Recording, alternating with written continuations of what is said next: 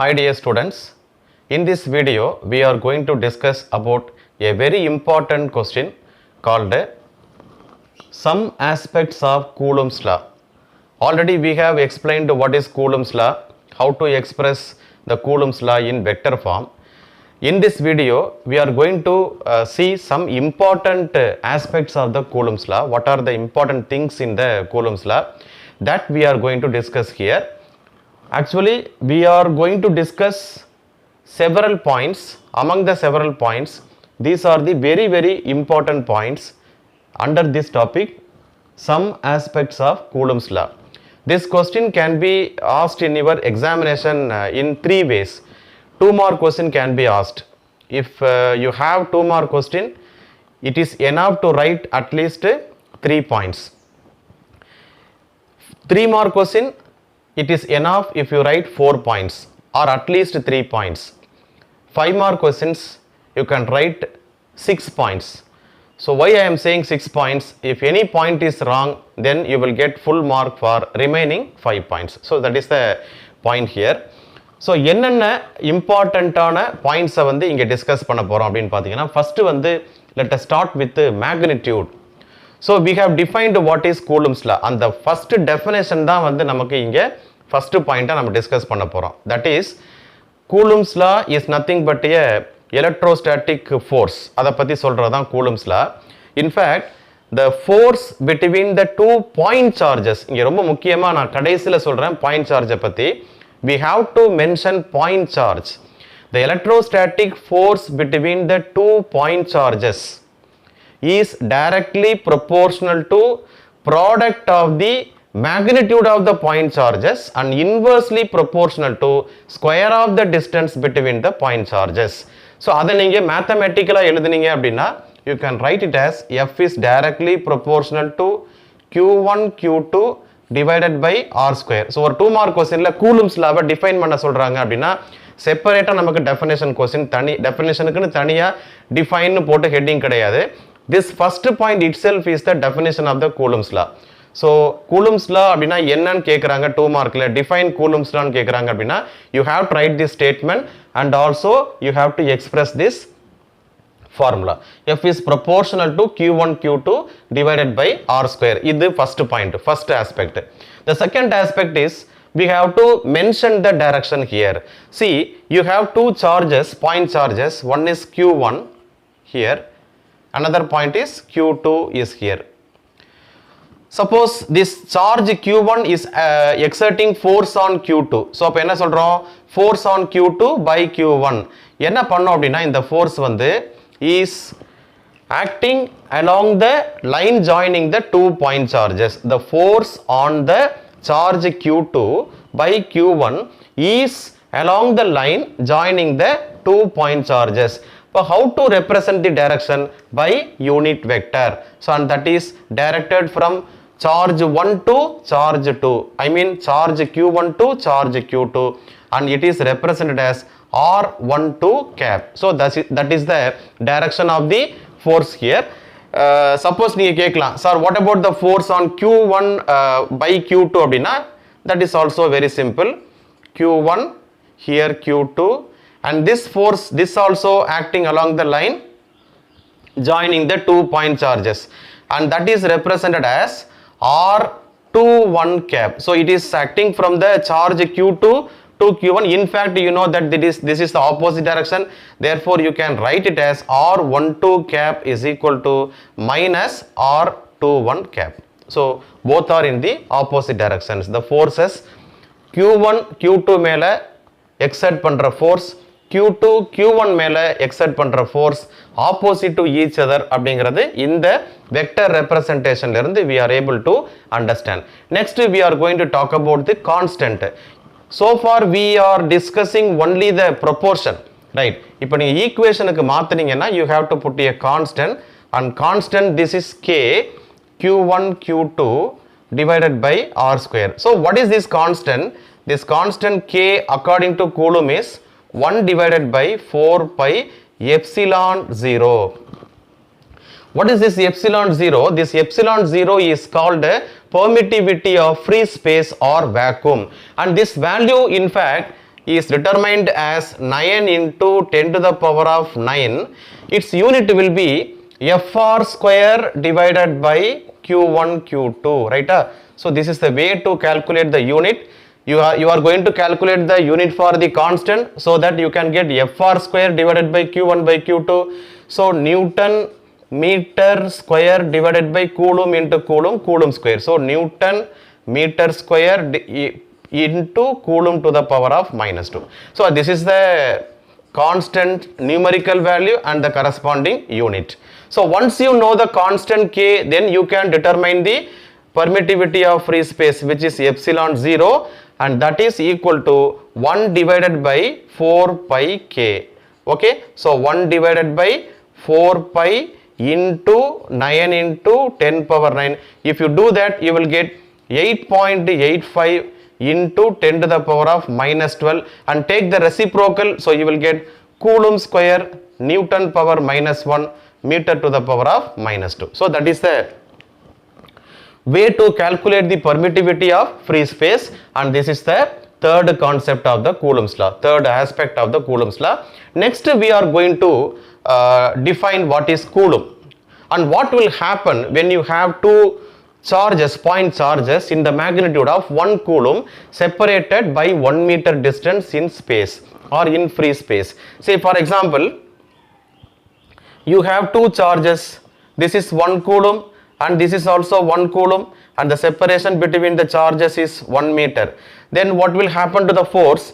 F is equal to, constant is 9 into 10 power 9 into 1 divided by 1 square, together will give you 1, and this will be 9 into 10 power 9 Newton.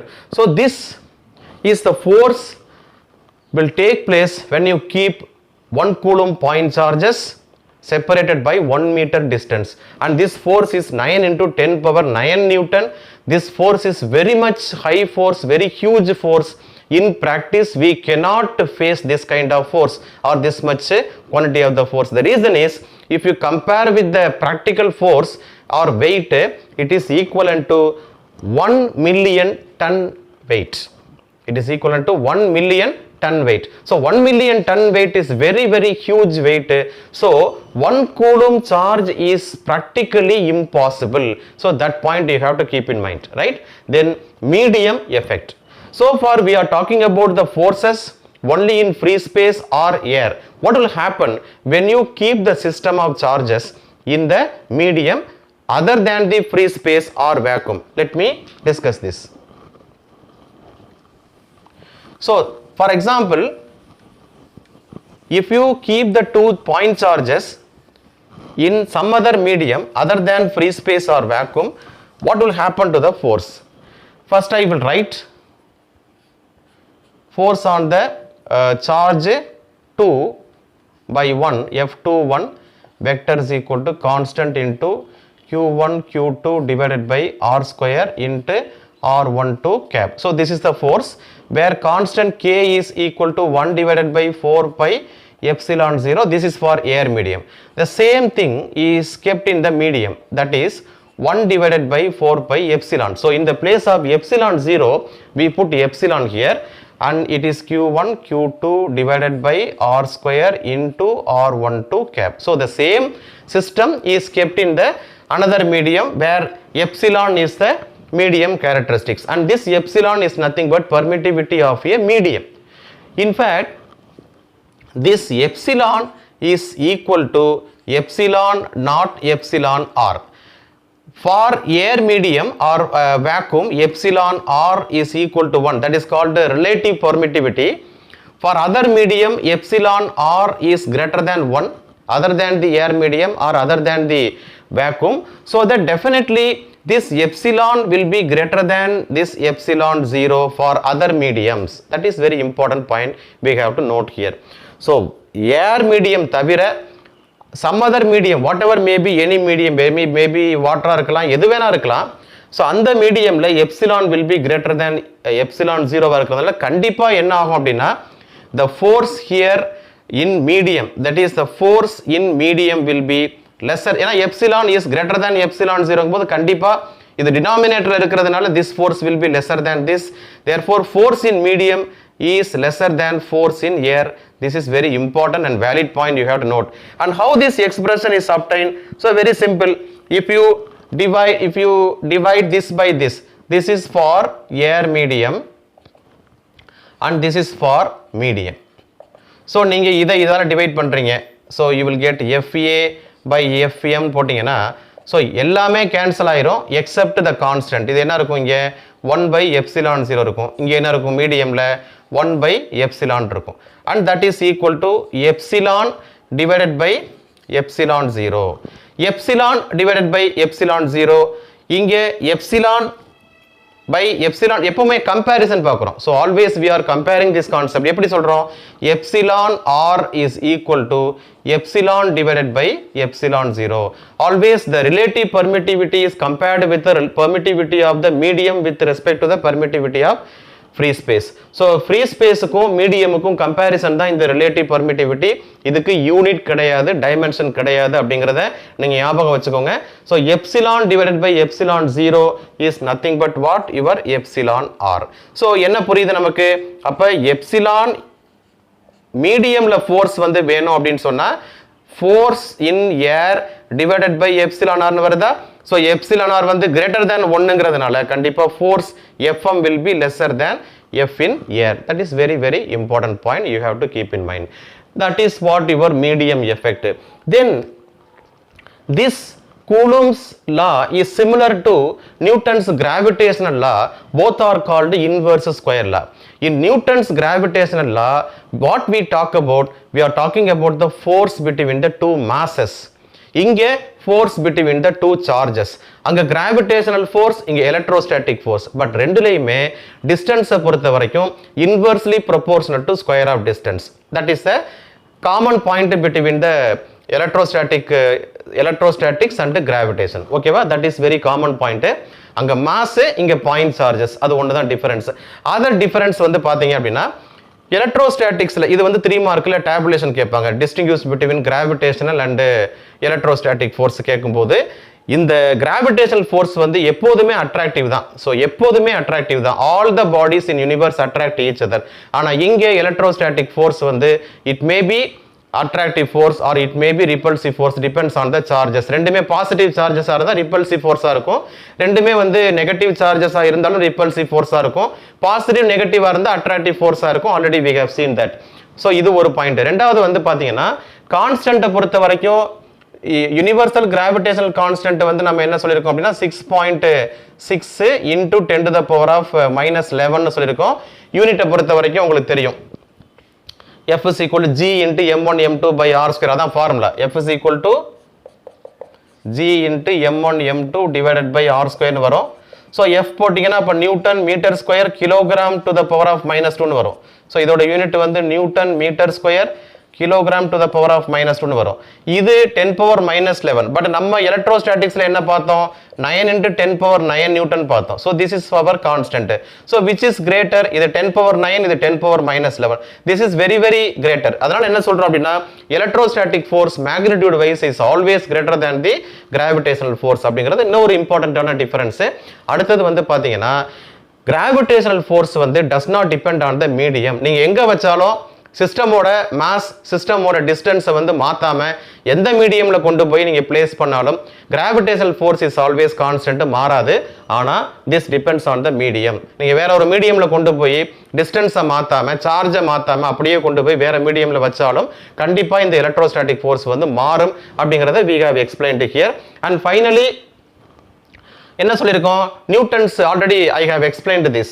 Newton's third லாவை வந்து Coulomb's inverse ஸ்கொயர்ல வந்து obey பண்ணுதுன்னு சொன்னோம். எப்படின்னு பார்த்தீங்கன்னா இங்கே தான். So நீங்கள் வந்து இந்த R12வை இப்போ எப்படி எழுதுறீங்க? இது F21 வெக்டர் இப்படி எழுதிருக்கிறோம்.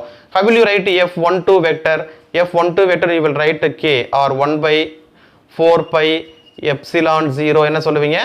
Q1 Q2 divided by R square into இது வந்து ஃபோர்ஸ் ஆன் 1ங்கிறதுனால 21 கேப் சொல்லுவீங்க. இப்போ இந்த R21 கேப்பை நீங்க வந்து R12 அப்படின்னு எழுதுனா என்ன வரும்? மைனஸ் வந்துடும். R12 கேப்னு எழுதும்போது this will be minus. அப்போ R12 கேப்ங்கிறது this will be minus F21 vector இல்லையா? ஸோ என்ன ஆகும் அப்படின்னா F12 vector is equal to minus F21 vector. So Newton's third law படி ஆக்ஷன் ரியாக்ஷனாக மாறுது. அது இன்வர்ஸ் ஸ்கொயரில் வந்து obeys the Newton's third law. And finally point charge concept. You have to consider here the point charges. நீங்கள் சார்ஜஸை வந்து point சார்ஜாக தான் consider பண்ணணும். So ஏன்னா பாயிண்ட்டுங்கிறது ஒரு ஐடியல் கான்செப்ட், அதுக்கு டைமென்ஷன் கிடையாது. ஏன் டைமென்ஷன் கிடையாது? டைமென்ஷனை உள்ளே கொண்டு வந்தால் என்ன அப்படின்னா this will create A problem. அது மட்டும் இல்லை, கூலுமே என்ன பண்ணியிருக்காருன்னா he considered only point charge concept. He actually calculated everything with the help of the charged spheres in torsion pan. Torsion பேனில் டார்ஷன் பேலன்ஸில் ரெண்டு சார்ஜ்டு ஸ்பியரை அவர் என்ன பண்ணுறாரு, டிஸ்டன்ஸு ஒரு பர்டிகுலர் டிஸ்டன்ஸில் வைக்கிறாரு. வச்சுட்டு தான் அவர் வந்து இந்த கூலும்ஸ் லாவை கொண்டு வராரு. ஆனால் அவர் வந்து அந்த சார்ஜ்டு ஸ்பியர்ஸை எப்படி கன்சிடர், ஸ்பியர்னு அவர் எங்கேயுமே சொல்லலை. he considered only the charged spheres as point charges தான். பட் என்ன அப்படின்னா பாயிண்ட் சார்ஜுங்கிற கான்செப்ட் எப்போ வரும்னா அந்த டிஸ்டன்ஸை பொறுத்து வந்து சொல்ல முடியும். So when the distance is very very large compared to the dimension of the charge, then it is called a point charge. அவ்வளோதான். So these are the important aspects of the Coulomb's law. Very very important questions. நல்லா go through பண்ணிங்க, நல்லா படிங்க. Next வீடியோவில் we will meet. Thank you.